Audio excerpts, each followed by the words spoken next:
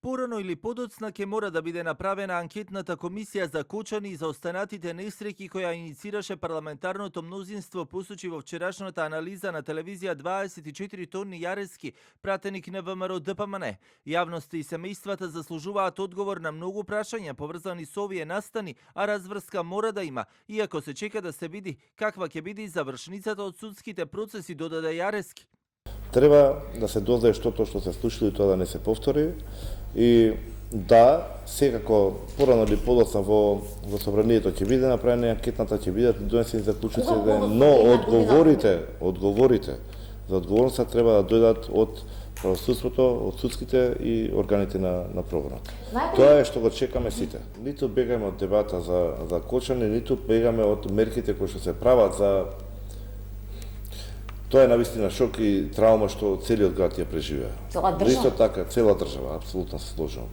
И додека лидерот на СДС Мавенко Филипче во неколку наврати предходно тврдеше дека ќе достава членови за ова тело до собранискиот спикер Гаши, од кого чекаат пак официјален допис, а се уште не го добиле, па поради тоа и не номинираа своји членови. Во вчерашното гостување на телевизија 24 Битики сам посочи дека ќе се пријави, со тоа, како што рече, 50% од работата на нивната пратеничка група ќе биде завршена. Јас морам да признам, јас сум еден од пратениците, никој ме нема прашано дали би сакал да учествувам во одредена таква анкетна комисија. Ако никој нема размислено, јас сум првиот кој што се пријавам да бидам учесник во анкетната комисија за Кочани. Така да едно име имаат помалку во нивните дилеми кого да предложат. Со тоа што јас мислам дека ВМРО ДПМН треба да го направи првиот чекор.